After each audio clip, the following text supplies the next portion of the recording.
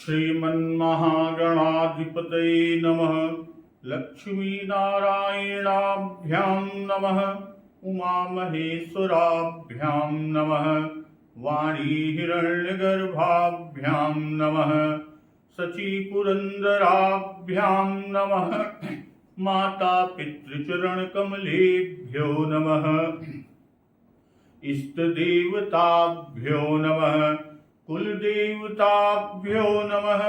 ग्रामदेवताभ्यो नमः। स्थानदेवताभ्यो नमः। वास्तुदेवताभ्यो नमः। सर्वेभ्यो देवेभ्यो नमः। सर्वेभ्यो ब्राह्मणेभ्यो नमः। श्री गुरुचरणकमलेभ्यो नमः। ओम सिद्ध बुद्धि सहिताय श्रीमन्महागणाधिपतये नमः। हनुमान जी महाराज को मेघनाथ ब्रह्मबाण संधान कर नागपाश से बांधकर दरबार में लाता है। हनुमान जी महाराज रावण को सिखावन देते हैं, सीख देते हैं, शिक्षा देते हैं। रावण क्रुद्ध होता है और हनुमान जी महाराज को मृत्युदंड का आदेश देता है।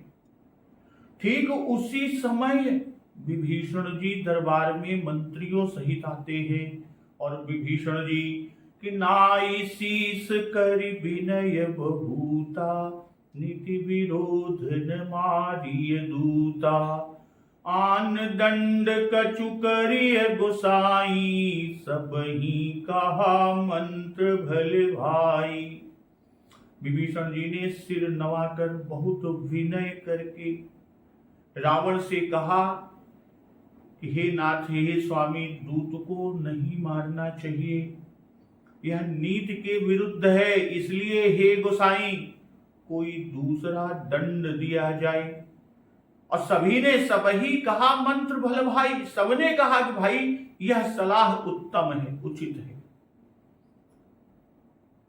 सबकी बात और विभीषण की बात सुनकर कि सुनत भी हंसी बोला दस कंधर, अंग भंग करि पठैय बंदर। सुनते ही रावण हंसकर बोला तो अच्छा, तो बंदर को अंग भंग करके भेज दिया जाए, उसे लौटा दिया जाए। तब सबको रावण समझाता है कि कपि के ममता पूछ पर, सब ही कहूं समुझाई। तेल बोरी पट बांधि पुनि, पावक देहु लगाई। रावण सभी निशाचरों से कहता है कि मैं सबको समझा कर कहे देता हूं कि बंदर की ममता पूंछ पर होती है, इसलिए तेल में कपड़े को डुबोकर उसे बंदर यानी हनुमान की पूंछ में बांधकर और फिर आग लगा दो। और जब बिना पूंछ का यह बंदर अपने स्वामी के पास जाएगा, तब यह मूर्ख अपने स्वामी को साथ ले आएगा कि पूछहीन वानर तह जाई, तब सठ निज नाथ ही लई आई। और जिनके कीन्ह सी बहुत बड़ाई, देखूं मैं तिन्ह कई प्रभुताई। जिनकी इसने बहुत बड़ाई की, हनुमान जी महाराज ने प्रभु का वर्णन किया, उनके तेज का, उनके बल का, उनके प्रताप का। तो वही रावण कहता है कि जिनकी इसने इतनी बड़ी बड़ाई की है, मैं जरा उनकी प्रभुता तो देखूं, उनका सामर्थ्य तो देखूं। और रावण का यह वचन सुनते ही कि बचन सुनत कपि मन मुसुकाना, भई सहाय सारदमय जाना। रावण का यह वचन सुनते ही हनुमान जी महाराज मन में मुस्कुराए और मन ही मन बोले कि मैं जान गया कि सरस्वती जी से ऐसी बुद्धि देने में सहायक हुई है। और इधर जातु धान सुनि रावण बचना, लागे रचई मूढ़ सोई रचना। रावण का वचन सुनकर मूर्ख राक्षस वही तैयारी करने लगे, यानी हनुमान जी महाराज की पूंछ में आग लगाने की तैयारी करने लगे। तो राहान नगर बसन घृत तेला, बाढ़ी पूंछ कीन्ह कपि खेला। कौतुक कह आए पुरवासी, मारही चरण करही बहु हासी। पूंछ में लपेटने में इतना कपड़ा, इतना तेल और घी लगा, लंका नगर में घी और तेल नहीं रह गया। हनुमान जी ने ऐसा खेल किया कि पूंछ बढ़ गई, लंबी हो गई, और नगरवासी लोग तमाशा देखने आए और वे हनुमान जी को पैर से ठोकर मारते हैं। मारहि चरण करहि बहु हासी, और हनुमान जी महाराज की बहुत हंसी करते हैं। अब बाजहि ढोल देहि सब तारी, नगर फेरि पुनि पूंछ प्रजारी। ढोल बजते हैं, सभी ढोल बजा रहे हैं, सभी लोग तालियां पीटते हैं। हनुमान जी महाराज को नगर में फिराकर अब फिर पूंछ में आग लगा दी। जब पूंछ में आग लगाई कि पावक जरत देखी हनुमंता, भयो परम लघु रूप तुरंता। अग्नि को जलते हुए देखकर हनुमान जी महाराज तुरंत ही बहुत छोटे रूप में हो गए। अब बंधन से निकलकर निबु की चढ़ो कपि कनक यटारी, भई सभीत निशाचर नारी। बंधन से निकलकर हनुमान जी महाराज सोने की अटारियों पर जा चढ़े, और हनुमान जी महाराज को देखकर राक्षसों की स्त्रियां भयभीत हो गईं। और ठीक उसी समय कि हरि प्रेरित ते ही अवसर, चले मरुत 49 अट्टहास करि गर्जा, कपि बढ़ि लाग आकाश।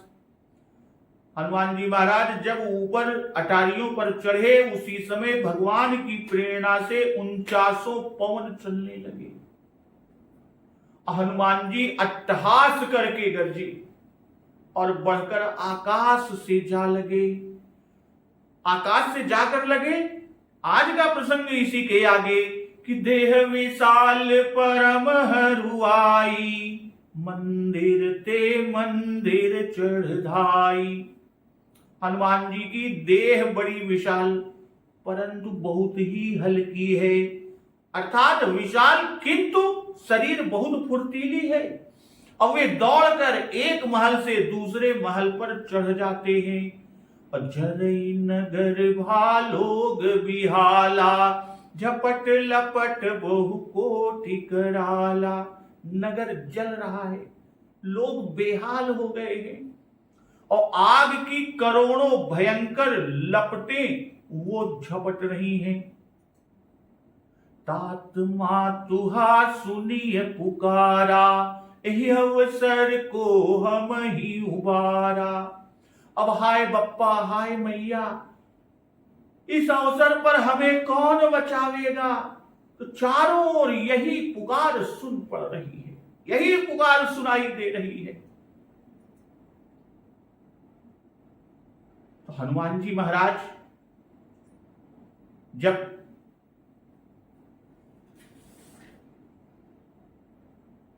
पूंछ में अग्नि को प्रज्वलित देखा, आग लगी हुई देखा, तो निबुक चढ़ो कपि कनक अटारी, बंधन से मुक्त होकर स्वर्ण की अटारियों पर जा चढ़े। और हरि प्रेरित ते ही अवसर, प्रभु की प्रेरणा से, भगवान की प्रेरणा से मरुत चले मरुत 49 पवन बहने लगे। और अट्टहास करि गर्जा, कपि बढ़ लाग आकाश। तो कपि बढ़ लाग आकाश कि देह विशाल परम हरुआई, मंदिर ते मंदिर चढ़ाई। भाई विशाल देह में हल्कापन नहीं होता, देह जितना विशाल उतना ही भारी भी होती है। इसलिए विशाल कहकर परम पूज्य बाबा गोस्वामी तुलसीदास जी ने जैसे ही कहा देह विशाल, फिर तुरंत कहा परम हरुआई। अर्थात यद्यपि देह विशाल है पर शरीर अत्यंत हल्की व फुर्तीली है। इसी से दौड़ दौड़कर एक मंदिर से कूदकर दूसरे पर, दूसरे से कूदकर तीसरे पर, इस प्रकार जा जाकर उनमें आग लगाते हैं।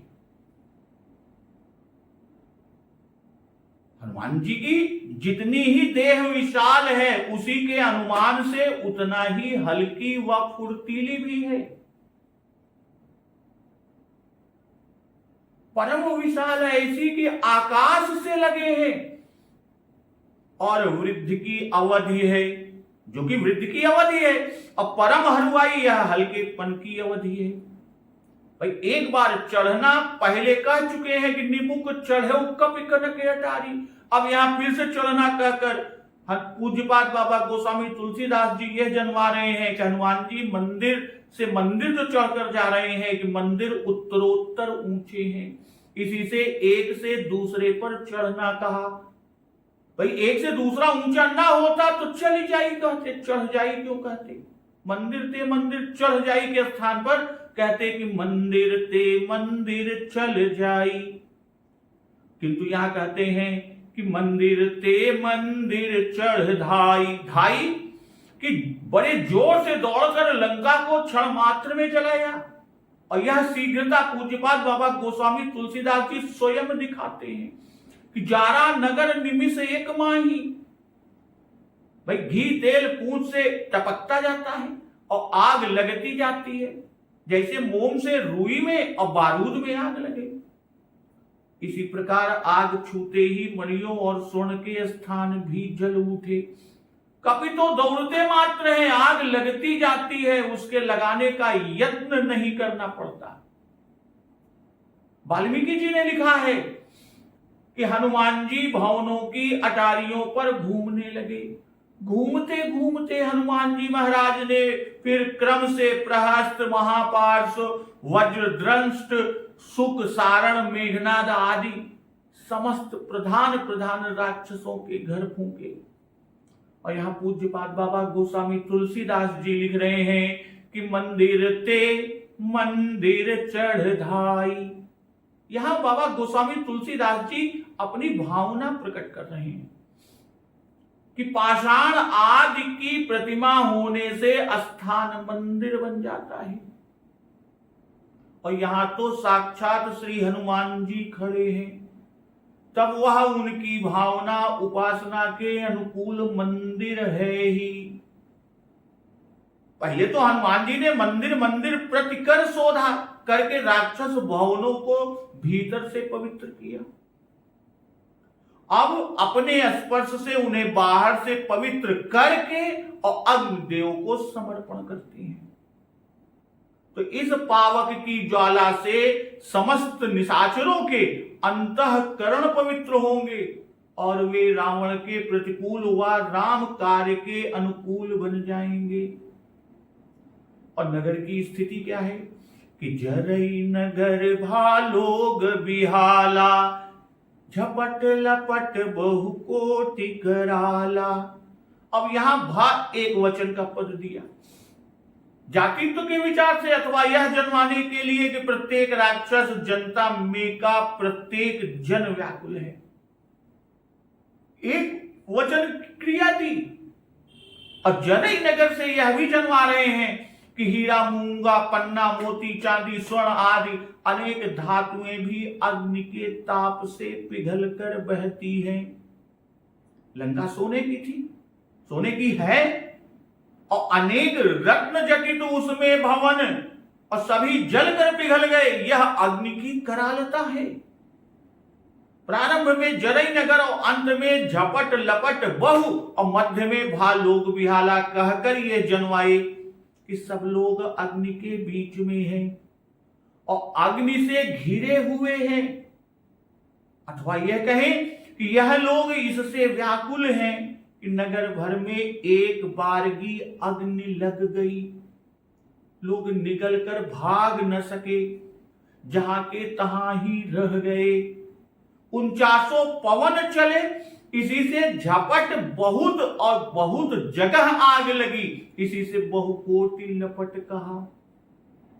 और कराल से अग्नि की विलक्षणता को दर्शाया कि जुग खट भानु देखे, प्रलय कृषानु देखे, शेष मुख अनल बिलो के बार बार हैं। तुलसी सुन्योन कान सलिल सर्पी समान, अति अचिरिजु कियो केसरी कुमार हैं। तो ऐसी अग्नि नहीं देखी कि पानी पड़ने से आग बुझती है, और ऐसी अग्नि नहीं देखी कि पानी पड़ने से ऐसे बढ़े जैसे अग्नि में घी पड़ने से वह बढ़ती है। अब कहा तो हनुमान जी को जलाने गए और जल गए स्वयं ही। और उबारना यानी बचाना, उबरा सो जनवास ही आवा। और यहां क्या स्थिति है नगर की कि तात मात हा सुनिय पुकारा, कहकर कि को हम ही उबारा। कहने के पीछे का भाव कि जो हमें इस समय बचा ले वह माता पिता से भी अधिक है। बड़े कष्ट से पुकारते हैं, बहुत व्याकुल हैं। अब पुकारा का भाव कि हाय हमारी पुकार तो सुनिए, कोई भी नहीं सुनता। और तात जो कहा कि तात पद पिता पुत्र भाई मित्र आदि सभी का वाचक और बोधक है, और एक ही शब्द से सबका ग्रहण पूज्यपाद बाबा गोस्वामी तुलसीदास जी ने करा दिया। नगर निवासी सभी व्याकुल हैं, रोते चिल्लाते हैं।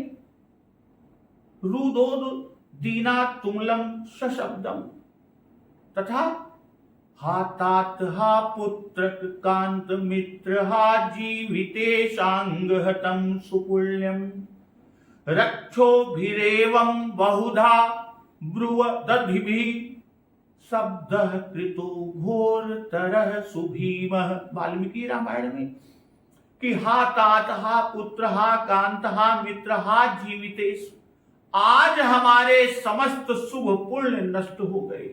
इस प्रकार सब राक्षस बहुत डरे हुए बहुत कुछ बक रहे हैं।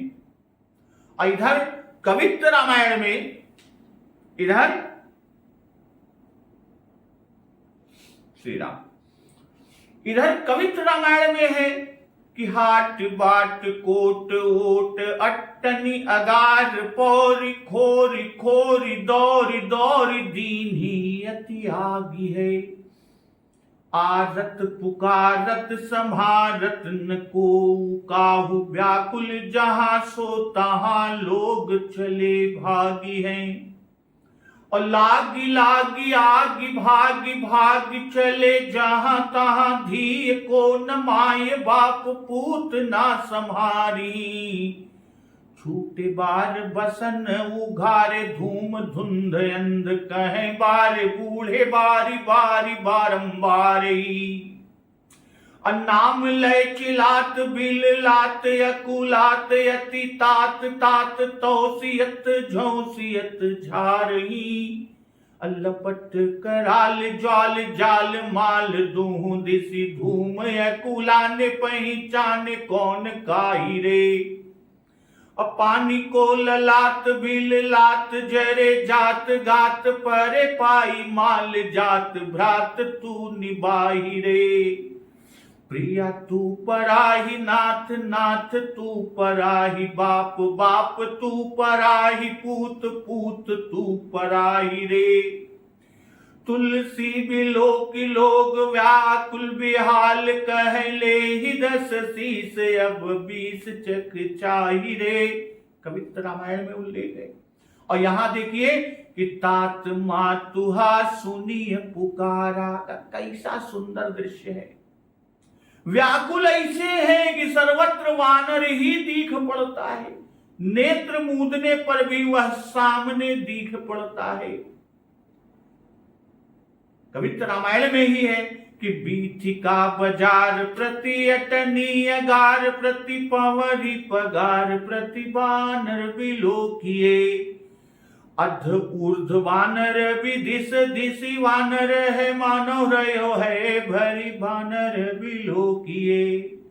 अमुदे आखी में उघारे आखी आगे ठाड़ो, धाई धाई जहां तहां और को बिलोकिए। यहां कहते को हम ही उबारा, तो को हम ही उबारा का भाव कि जिसको पुकारा जाता है वह स्वयं ही उसी में पड़कर पुकारता है, अर्थात अपनी अपनी सबको पड़ी है, तब कौन किसको बचाए। अब पुकार करके कह क्या रहे हैं कि हम जो कहा यह कपि नहीं होई, वानर रूप धरे सुर कोई। हमने जो पहले कहा कि यह वानर नहीं है, या हो सकता है कि कोई देवता ही वानर रूप धरे हुए हो और वही ठीक निकला। असाधु अवज्ञा कर फल ऐसा, जरई नगर अनाथ कर जैसा। कहते साधु अवज्ञा कर फलु ऐसा, जरई नगर अनाथ कर जैसा। भाई साधु की अवज्ञा यानी साधु का अनादर अवहेलना का ऐसा ही फल होता है कि यह नगर अनाथ के नगर की तरह उसी के समान जल रहा है, अर्थात लंका का नाथ रावण बैठा है, तब भी यह लंका नगरी अनाथ नगर की सी जल रही है। कि हम जो कहा यह कपि नहीं होई, बानर रूप धरे सुर कोई। भाई बानर में इतना पराक्रम नहीं होता, बानर में इतना पराक्रम नहीं होता, और ऐसा पुरुषार्थ देवता में ही है, और रावण से देवताओं से वैर ही है कि हमारे वैरी विविध बरु था। इसलिए हमारा अनुमान ठीक है कि यह वानर नहीं देवता है, यह उक्ति मंदोदरी की है। रावण को अशोक वन के उजड़ने का बड़ा कष्ट है, उस पर मंदोदरी कहती है कि कानन उजार्यो तो उजार्यो न बिगार्यो कछु, वानरु बेचारो बाधियानो हठुहार सो। निपट निडर देखी काहू न लख्यो बिसेखी, दीन्हो न छुड़ाई कही कुल के कुठार सो। छोटे ओ बड़े रे मेरे पूत हुआ नेरे सब, सापिन सो खेले मेले गले छुरा धार सो। तुलसी मधोवई रोई रोई कह बिगावई आपू, बार बार कहो मैं पुकारी दाढ़ी जार सो। और यहां कहते हैं कि हम जो कहा यह कपि नहीं होई। यह वचन है तो किसके, किसने कहा, ये इसमें मतभेद है। बाबा हरिप्रसाद जी का मत है कि पहले जो राक्षस रावण के पास पुकारने आए थे उसने ऐसा कहा होगा, यह संभव है। प्रभु मरकट बल भूरी और कपि भारी आदि में भी यही भाव छलकता है। इसी पर रावण और उसके मंत्रियों ने भी यही कहा कि यह वानर नहीं हो सकता। भाई पूर्ववासियों या मंत्रियों ने पहले इस विषय में राय दी थी, फिर विपत्ति काल में इस प्रकार के प्रलाप प्राय लोगों के मुख से निकल पड़ते हैं। फिर अति उत्कट अधर्म करने वाले को दुख ही पड़ने पर चिंता होती है और सूझती है। वाल्मीकि रामायण के अनुसार तो अशोक वाटिका की राक्षसियों ने प्रथम रावण से कहा, पहले रावण से कहा, यह इंद्र या कुबेर आदि का दूत जान पड़ता है जो वानर रूप धरे हुए आया है। मेघनाथ द्वारा लाए जाने पर प्रहस्त ने रावण के कहने से भी हनुमान जी से ऐसे ही प्रश्न किए हैं कि तुम वानर रूप में किसके भेजे हुए आए हो। इंद्र यम कुबेर विष्णु आदि के दूत हो। पर लंका दहन पर वाल्मीकि जी कहते हैं कि उस समय अनेक समझदार जो राक्षस नेता एकत्र होकर ऐसी कल्पनाएं कर रहे थे, अर्थात लोग चिल्ला चिल्ला कर कह रहे थे कि हाय निश्चय ही कपि का रूप धरे यह अग्निदेव ही आए हैं।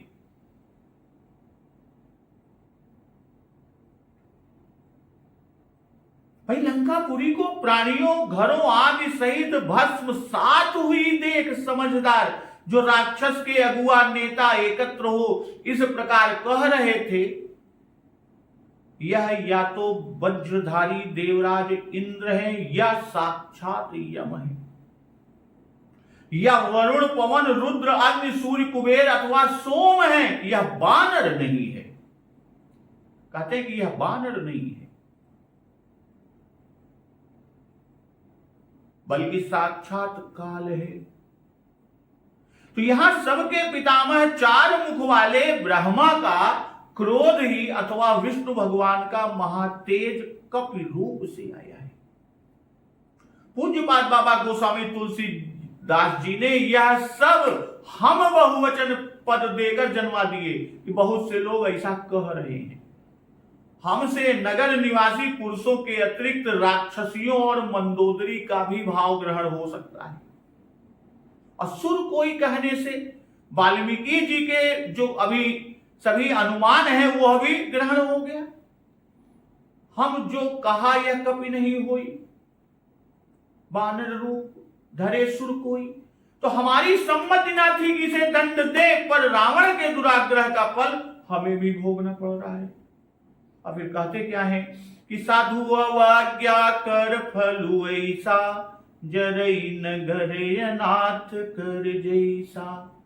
हनुमान जी साधु हैं, लड़ना, चरण प्रहार करना, हंसना, पूंछ में आग का लगाना, यह सब भाई हनुमान जी का अनादर है।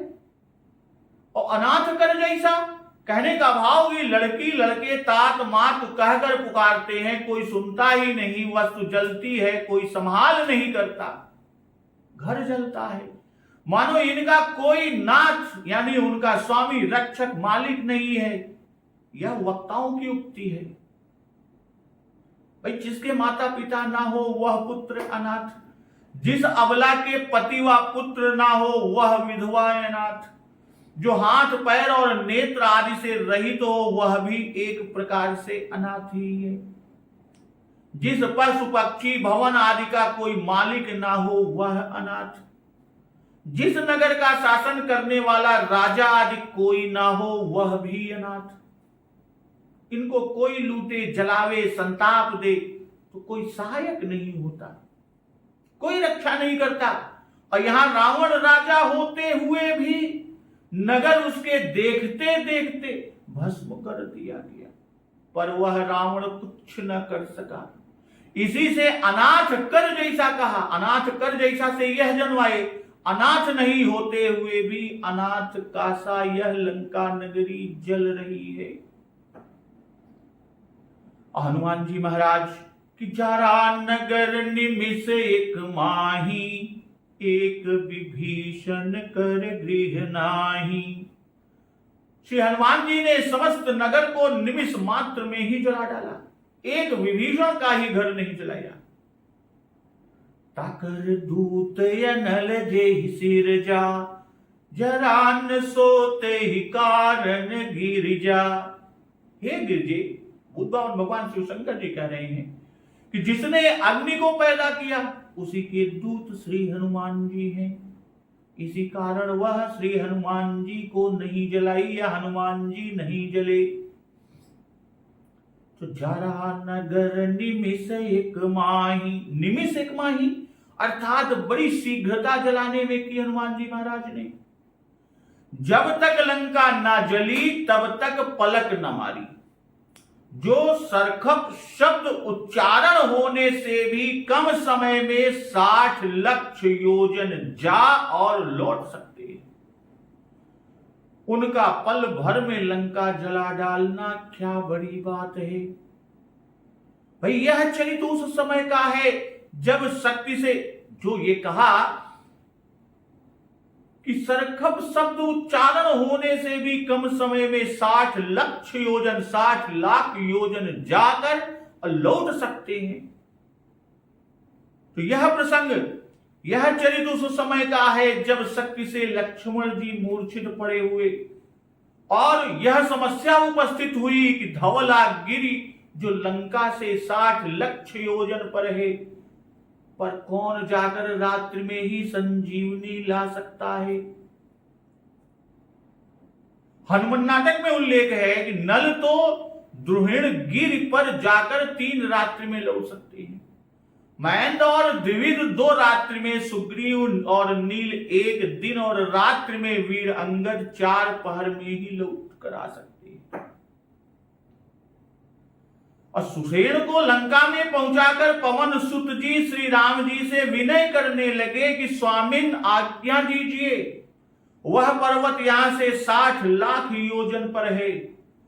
अग्नि पर धरे हुए तेल की ज्वाला में डाले हुए सरसों के फूटने का शब्द जितनी देर में हो, उतने ही बीच में मैं वहां जाकर धवलागिरी पर्वत जाकर पर्वत को लेकर आ जाऊंगा। यह हनुमान जी का वेग और सामर्थ्य है। तो निमिष अल्पकाल का वाचक है भाई, पल भर में मुहावरा है, लोकोक्ति है, अथवा साधु अवज्ञा का फल शीघ्र मिलता है, इसीलिए निमिष एक माही कहकर शीघ्रता को दर्शा दिया। साधु अवज्ञा तुरंत भवानी कर कल्याण अखिल कई हानि। और यहां कहते हैं कि जारा नगर निमिष एक माही, जारा नगर निमिष एक माही, और एक विभीषण कर गृह नाही। एक विभीषण अर्थात उस घर को छोड़ कोई और लंका भर में न बचा। ये विभीषण का घर जानते हैं, हनुमान जी जान रहे हैं, क्योंकि पहले वहां वो आए हैं। वहां हरि मंदिर है, तुलसी का वृंद है, रामायुध आदि सब है। फिर विभीषण सनात है, उन्होंने साधु अवज्ञा नहीं की। इन सब कारणों से विभीषण जी का घर बचा।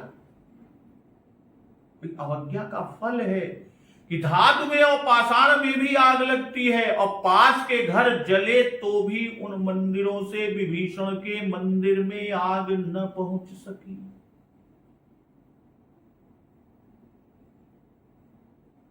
भाई अग्नि भगवान के मुख से उत्पन्न हुआ, अनल जय सिरजा, आनन अनल अम्ब उपज जीहा, अहेतु कृषानु भानु हिम कर को। तो गिरिजा संबोधन का भाव कि तुम हिमाचल की कन्या हो, और हनुमान जी को अग्नि तुम्हारे पिता के समान शीतल हो गई। भाई गोपद सिंधु अनल शीतलाई। फिर यह जन्माए कि उनको यह सुनकर शंका हुई कि हनुमान जी अग्नि से कैसे बचे। तो उसी का समाधान शिव शंकर महादेव जी कर रहे हैं। असाधु अवज्ञा कर फलु ऐसा, जरई नगरु अनाथ कर जैसा। इसमें साधु का अवताकर दूत अनल जय सिरजा, जरा नगर जरा न सोते ही कारण गिरिजा। इसमें भगवान का प्रताप। भाई साधु की अवज्ञा से लोगों के स्थान चले, और साधु के आदर से विभीषण का स्थान बचा, और राम कृपा से हनुमान जी बचे। और जरा न सो कौन? जारा नगर, जो हनुमान जी जो सो जरा न, यानी हनुमान जी। अध्यात्म रामायण में शिव जी ने कहा है कि विभीषण गृहम त्वत्या सर्वम भस्मीकृतम पुरम। जिनके नाम स्मरण से मनुष्य समस्त पापों से छूटकर तुरंत ही ताप त्रय रूप अग्नि को पार कर जाते हैं, उन श्री रघुनाथ जी के विशिष्ट दूत को यह प्राकृत अग्नि भला किस प्रकार संताप पहुंचा सकता है। वाल्मीकि रामायण में अग्नि प्रज्वलित होने पर हनुमान जी ने स्वयं तर्क वितर्क किया। पूंछ में जब आग लगी, आग प्रज्वलित हुई, हनुमान जी ने स्वयं तर्क वितर्क किया कि अग्नि इतने वेग से जलती है किंतु मुझे नहीं जलाती, इसका क्या कारण है। यद्यपि भयंकर ज्वाला दिख पड़ती है तो भी पूंछ में ठंडक प्रतीत होती है।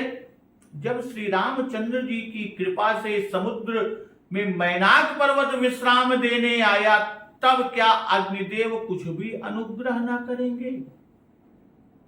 अग्नि मेरे पिताजी के मित्र हैं, श्री रामचंद्र जी के प्रताप और श्री सीता जी के अनिंद्यत्व के प्रभाव से वे मुझे नहीं जलाते।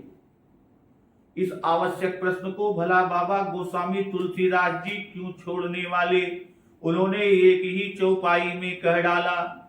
अब वाल्मीकि में भी हनुमान जी के विचार यही, यह निश्चय है कि श्री राम जी के प्रताप और श्री सीता जी के पुण्य प्रभाव से मैं न जला।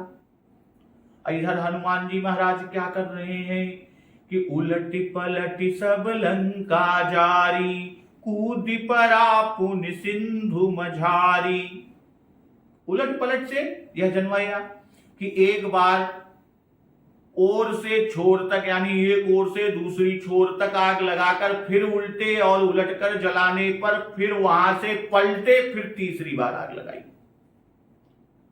भाई एक बार एक ओर से छोर तक गए, फिर उधर से जलाते हुए उल्टे लौटे और दूसरी छोर तक पहुंचकर फिर जलाते हुए पलटे। इस प्रकार 3 फेरे में लंका भस्म हो गई। भाई एक किनारे से आग लगाते गए, एक किनारे से आग लगाते गए, फिर बीच में वापस आए और उसी का नाम है उल्टा। फिर किनारे से आग लगाते गए, उसी का नाम है पलटा। लंका भर के पुराने वस्त्र और तेल पूंछ में बांधने में खर्च हो चुके, इसलिए पूंछ की आग शीघ्र बुझने वाली नहीं। 3 फेरे में लंका भस्म हो गई। जारत प्रचारी फेरी फेरी सो निशंक लंक, जहां बाको वीर तो सो सूर सिर ताज है। तो हनुमान जी का बड़ा विशाल शरीर है, इसलिए गहरे समुद्र में कूदे कि जिससे पूंछ भी बुझे और औगाह स्नान भी हो।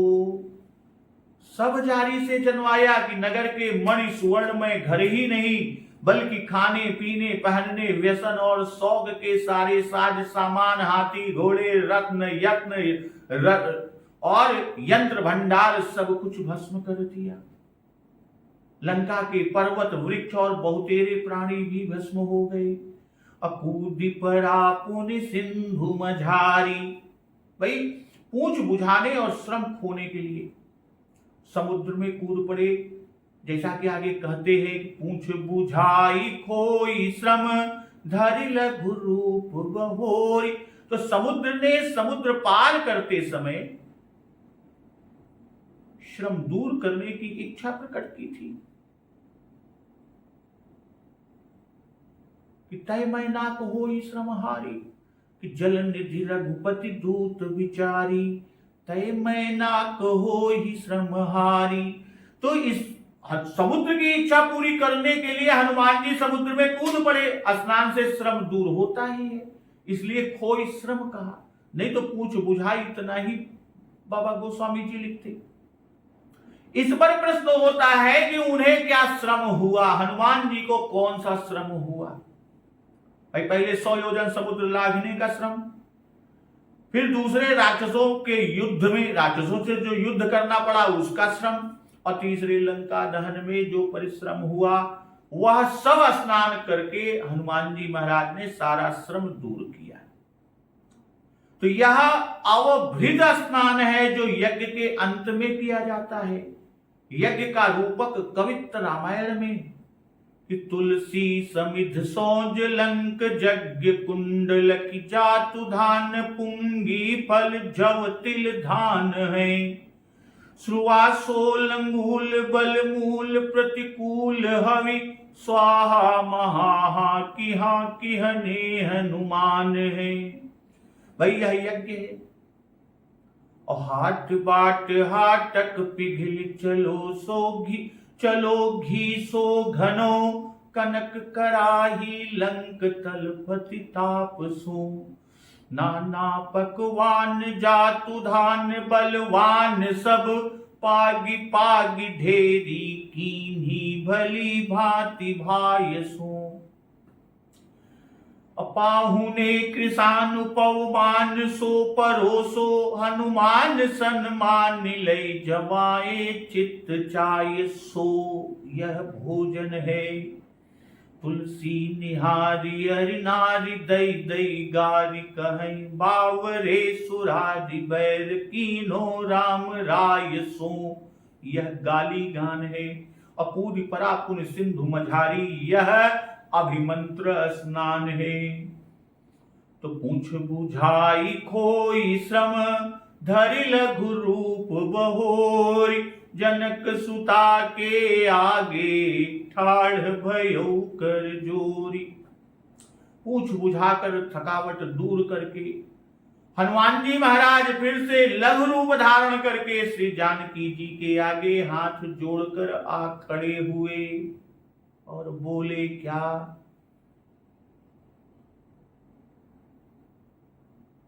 कि मातु मोहि दीजे कछु चीन्हा, जैसे रघुनायक मोहि दीन्हा। तो अब यहां कहते पूछ बुझाई खोई श्रम धरि लघु रूप बहोरी। तो धरि लघु रूप बहोरी, यह पहले में ही पूछ बुझाई और खोई श्रम के साथ देकर यह जन्मा दिए कि तीनों बातें सिंधु के तीर पर ही हुई। वही स्नान करके वही लघु रूप हो गए, तब श्री जानकी जी के पास आए।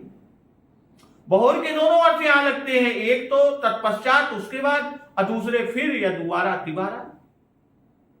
हनुमान जी 5 बार लघु रूप पहले भी धारण कर चुके हैं कि अति लघु रूप पवन सुत लीन्हा, और अति लघु रूप धरो नगर कर धरो, और मसक समान रूप कपि धरी, लंका में प्रवेश के लिए। और अति लघु रूप धरेउ हनुमाना, लंकिनी पर शासन के पश्चात, तब लंकिनी को कंट्रोल में किया। अकरि सोई रूप गयो पुनितहवा, विभीषण जी के यहां से अशोक वाटिका जाते समय लघु रूप लिया। अब पुण्य लघु रूप पवन सुत लेयऊ, श्री सीता जी को विशाल रूप दिखाने के पश्चात फिर से लघु रूप। और अब 6ठी बार लंका दहन के पश्चात फिर लघु रूप हो गए कि धरि लघु रूप बहोरी, इसलिए बहोरी कहा। पर यहां यह वह लघु रूप है जिस रूप से हनुमान जी महाराज श्री जानकी जी के समीप फल खाने की आज्ञा मांगने के समय लिए थे। ठाड़ भयो कर जोरी, यहां हाथ जोड़कर खड़े होना प्रार्थना के निमित्त है। क्यों? क्योंकि अब माता जानकी जी से चिन्ह मांगने आए हैं।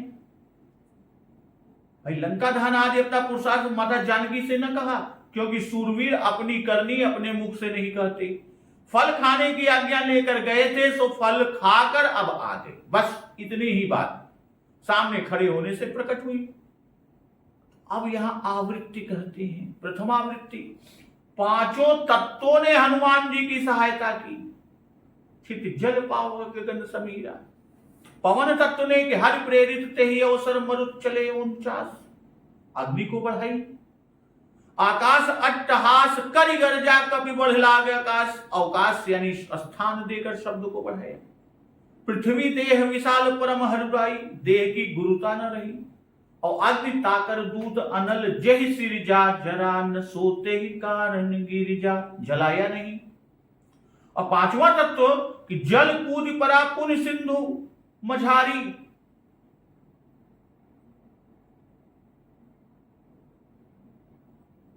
पूछ बुझाई खोई श्रम धरि लघु रूप बहोरी, जनक सुता के आगे ठाड़ भयो कर जोरी। अब दूसरी आवृत्ति कहते हैं कि खोई श्रम से मज्जन को दर्शाया, स्नान को। क्यों? क्योंकि स्नान से श्रम दूर होता है। मज्जन कीन पंथ श्रम गयो, इससे समुद्र की इच्छा की पूर्ति हुई। उसने समुद्र ने मैनाक से कहा था कि मैनाक, और मैनाक ने हनुमान जी से कहा। तब हनुमान जी ने उत्तर दिया था कि राम काज कीन्हे बिनु मोहि कहा विश्राम। अब कार्य करके समुद्र में श्रम को दूर किया। श्री जानकी जी के समीप से फल खाने को लघु रूप से चले, उसी रूप में पुनः जानकी जी के पास जाकर खड़े हुए। अपना वृत्तांत कुछ न कहा। क्यों? क्योंकि हनुमान जी अभिमान रहित हैं।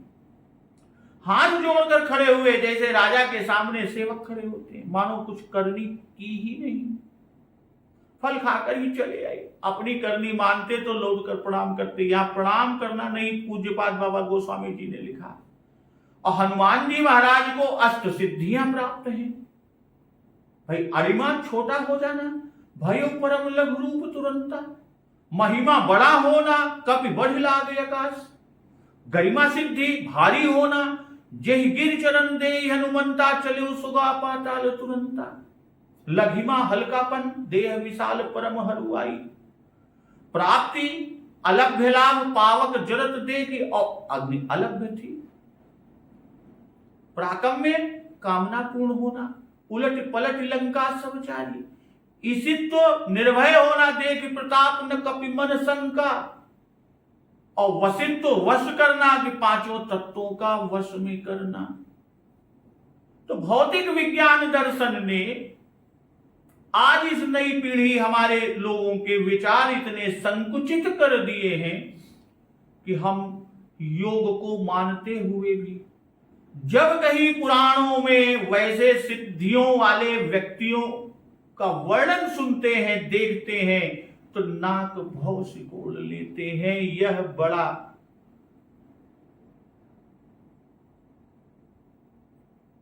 दुरूह रूप है।